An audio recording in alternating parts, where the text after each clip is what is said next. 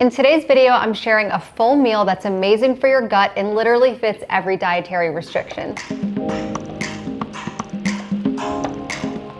Okay, so let's talk about gut health because this is an issue so many people deal with, including myself. I've had a lot of my own issues and different diets I've tried, and I find that it can be a little bit stressful trying to navigate what to eat, what not to eat. And honestly, I think a huge part of it is when you're trying to follow a specific diet, there's so many restrictions of like foods you can't include.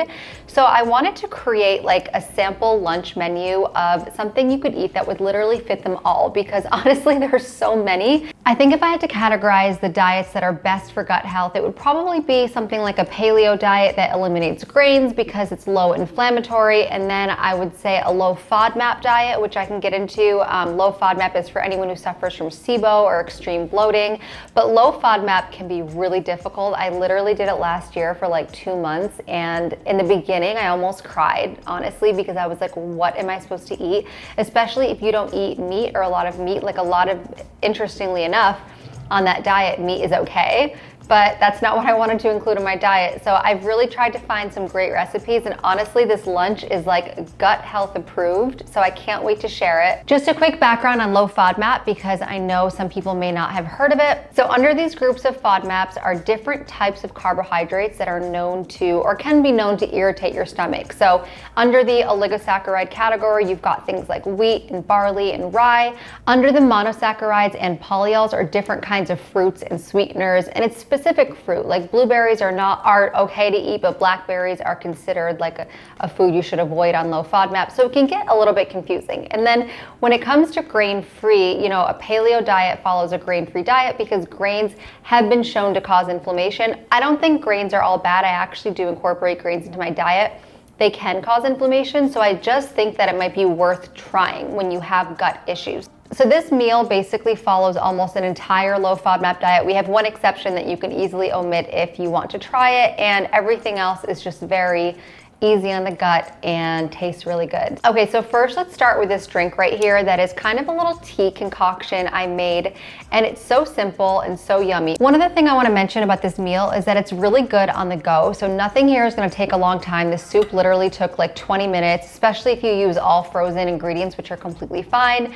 Even the tea that I'm going to get into, you don't have to like boil in the pot for hours, because you can still eat healthy and not have it be packaged food. A huge part of gut health is just getting rid of additives, preservatives, like, artificial sweeteners, like natural flavors, things like that. So just eating anything that's whole food based is already going to be incredible. So let's start with this drink. This is basically a tea that I made.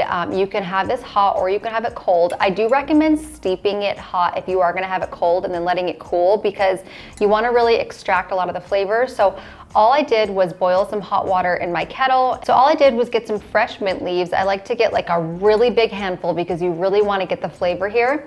Add it to a mug and then get some ginger, as much as you want. I use about 1 inch, but I like the taste of ginger in tea, so really just decide what works for you.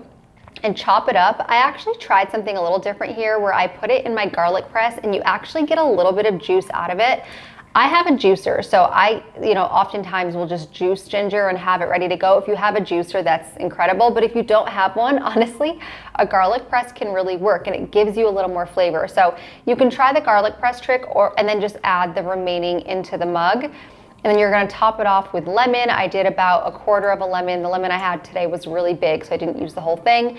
And then put some hot water and just let it sit. So let that sit while you do the rest of the meal and really get all of the flavors. So this drink is really incredible for gut health because of every ingredient. Like everything put in here was mindful. So first of all, ginger. I feel like a lot of us know ginger is great for digestion. It can help with nausea, but in Ayurveda, they believe that ginger actually stimulates your digestive fire and it helps you break down your food. So it can also increase the production of your gastric enzymes, your digestive enzymes, and just things that are going to help you break down and digest your food. I also think it just adds a lot of flavor, so it's kind of a win-win there. The mint is also going to add a lot because number one, again, it just adds amazing flavor. But most people will like chew on mint gum when they're having a stomach ache or having mint, and there's a reason to it. Like it really helps soothe your stomach, but of course going to like the actual fresh herb is so much better. It also has antiseptic properties, antibacterial properties, so it's just great to kind of keep your gut clean. And lemon is great for digestion. It's gonna help give you an alkaline state. I mean, having a little bit of lemon water in the morning is so great for digestion, but all around this is so good. And honestly, like I said, it's good hot, but it's actually very refreshing cold too. Ayurveda, not that I'm an expert in Ayurveda, but I do find it really interesting, and they don't really believe in cold drinks. So technically, if you're really going for gut health, a lot of them would say not to have it cold, but I think you're doing a lot for your health by just having this drink in general. So if you will enjoy it cold, just do your best and enjoy it. It's so good. It's like very, very strong when you let it sit for a little bit, and like really gives you a lot of flavor. Okay, now let's talk about this salad here. I know it probably looks really interesting. So there's a whole method to this. So raw greens can be really hard for your body to digest. And one way to get around this, if you love salads, and also if you want to take advantage of all the live enzymes and amazing benefits of eating raw greens, is to basically let your greens marinate. So I have some fresh arugula here. It's so high in fiber. It's so good for you.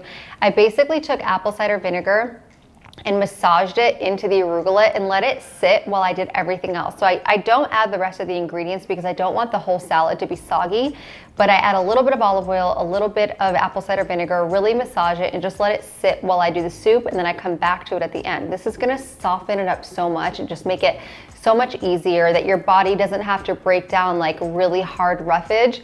This is already a huge step. Also, just wanna throw this in.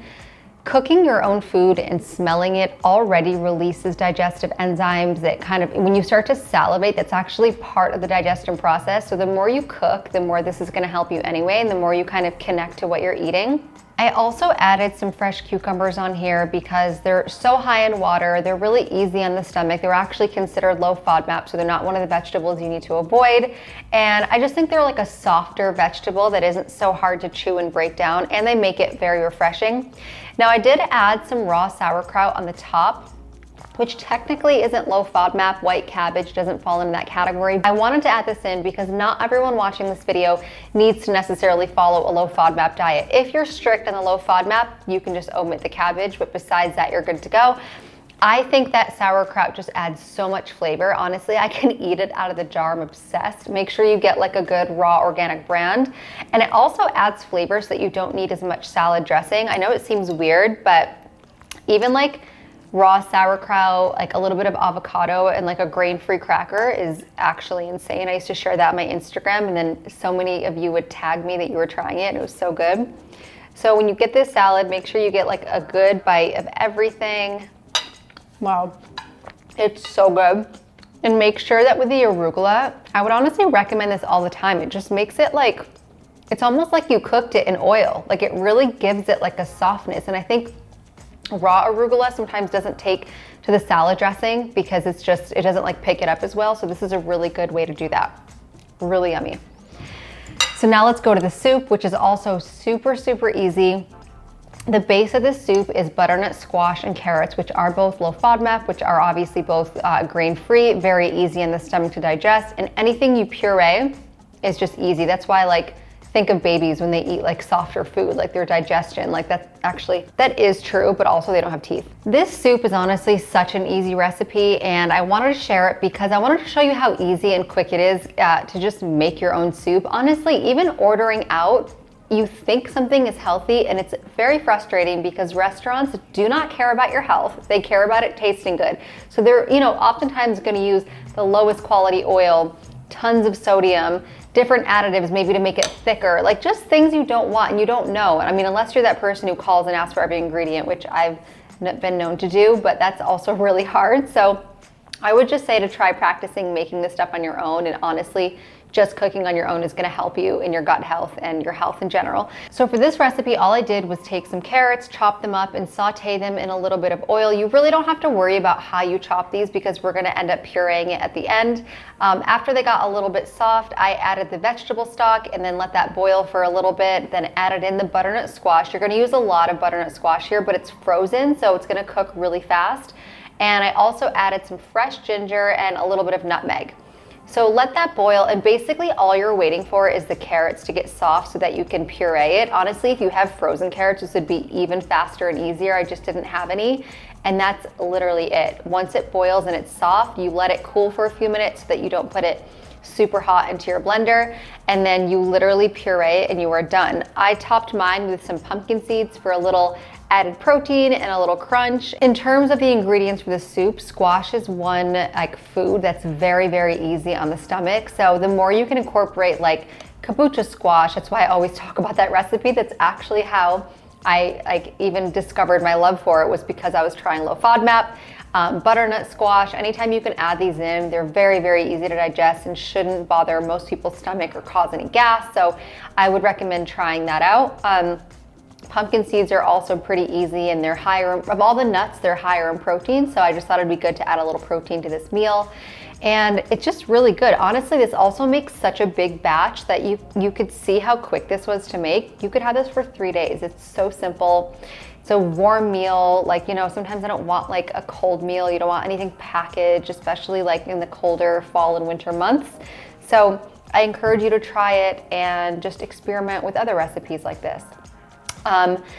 Again, this was all just for gut health. If you guys want more recipes like this, let me know. I think the biggest thing is to not be so rigid, not be so hard on yourself. But if you really do want to figure out how your stomach is reacting or how your body reacts, just try simple foods and simple meals one at a time and see how you react. Not everyone is black and white, and it doesn't mean that every food category in one diet is necessarily going to work for you.